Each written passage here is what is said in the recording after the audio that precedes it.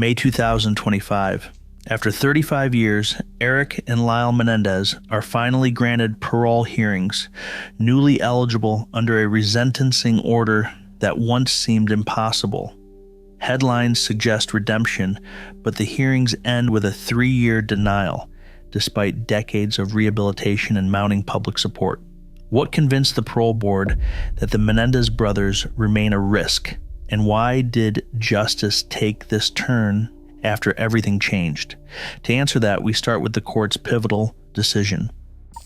Judge Judge Jesic delivered his ruling on May 13, 2025, inside Department S of the Van Nuys Courthouse. The order, citing Penal Code Section 1172.1, resentenced Erik and Lyle Menendez to 50 years to life. This legal change made both brothers immediately eligible for parole under California's Youthful Offender Clause, since they were under 26 at the time of the 1989 crimes. The court's written order spelled out that parole eligibility now applied, replacing the original life without parole judgment that had kept them ineligible for decades. New evidence drove the resentencing. Sealed social service records and authenticated medical documents detailing childhood sexual abuse by their father, Jose Menendez, surfaced through the latest filings. A forensic psychology report, completed in 2024, concluded the brothers acted under extreme emotional duress. Defense counsel submitted letters from prison staff describing sustained rehabilitation, academic success, and consistent participation in restorative programs. Judge Jesic remarked on the weight of these materials, stating he was shocked by the volume and sincerity of support from correctional officers. The order set the stage for separate parole hearings, shifting the brothers' legal status from permanent exclusion to formal review. Erik Menendez appeared before the parole board on August 4th, 2025, joining remotely from San Diego State Prison. The session opened with Erik's own words, a quiet admission of responsibility for the deaths of his parents, and an account of his ongoing therapy and efforts at personal change. Over the course of 90 minutes, commissioners questioned Erik about his institutional record and his plans if released.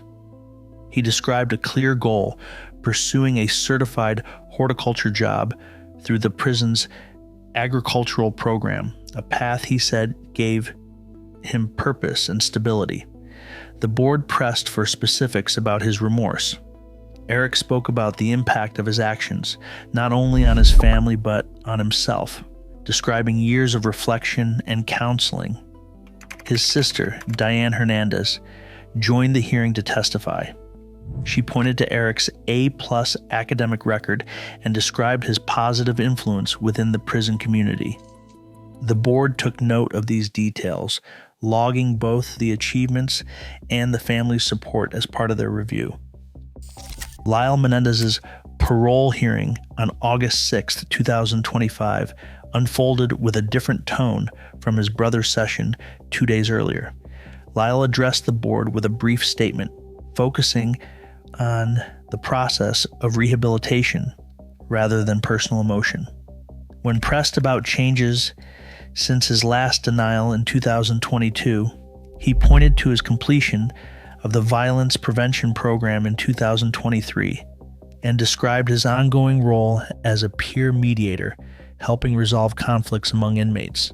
The hearing extended to 110 minutes, in part because of testimony from the prison's chief psychologist.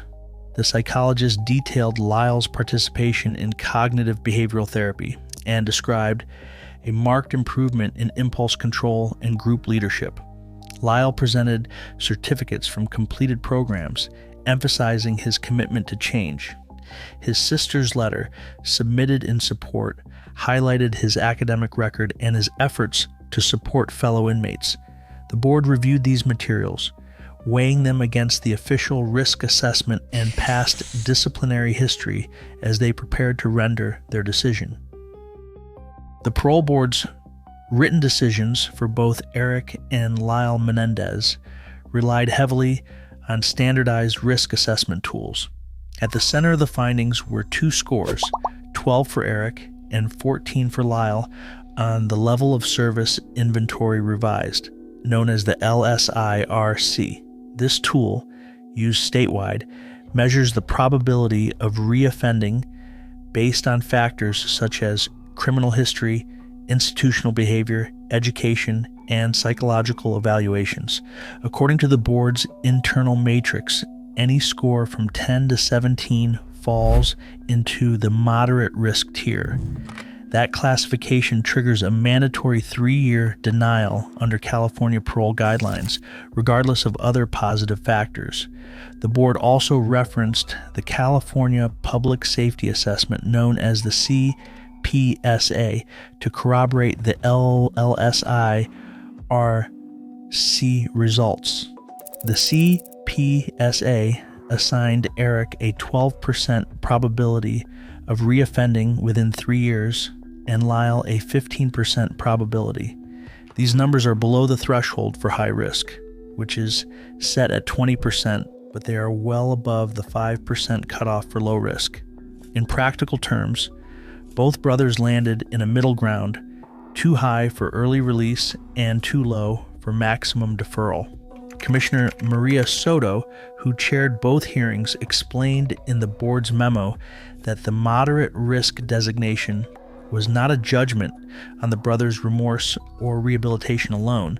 Instead, the scores reflected a combination of past disciplinary issues, the severity of the original crimes, and the need for further demonstrated stability. Independent criminologist Dr. Sofia Ramos, reviewing the board's rubric, noted that while the LSIRC is widely used, its moderate tier often captures inmates who show progress but still present unresolved concerns. For the Menendez brothers, these scores became the deciding factor, outweighing even decades of documented rehabilitation. California's parole procedures set a fixed timeline once a 3-year denial is issued. For Erik Menendez, the next eligibility date falls on August 21st, 2028. Lyle's is set for August 22nd, 2028, exactly 3 years from their 2025 hearings. This interval is not arbitrary. Under the guidelines applied by the Board of Parole Hearings, a moderate public safety risk, supported by recent psychological evaluations and institutional records, triggers the standard 3-year deferral. The board's official notice, referencing Penal Code Section 3041, outlines the expectation.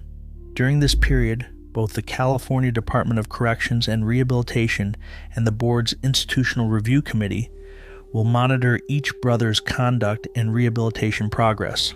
Annual reviews are required.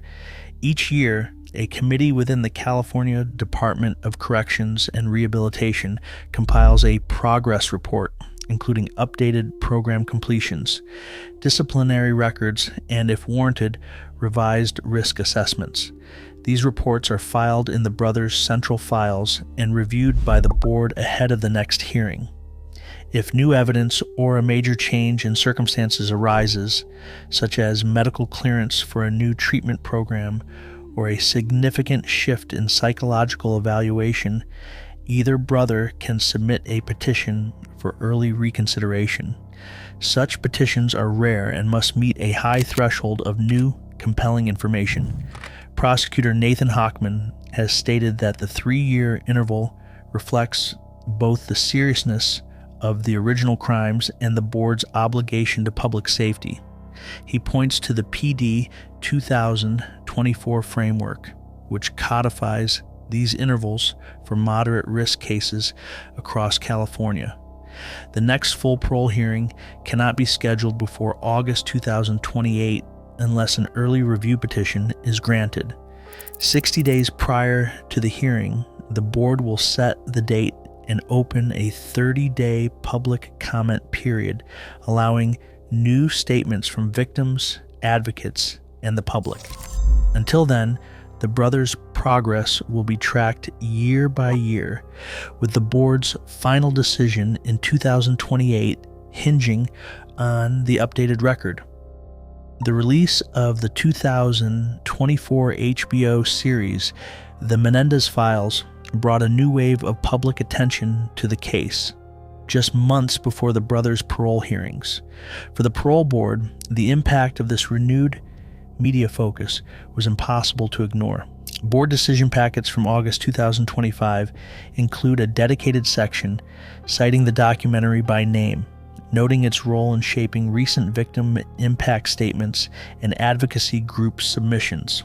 During the 30-day public comment period leading up to the hearings, the board received 1,842 written comments, an unusually high volume for any parole review.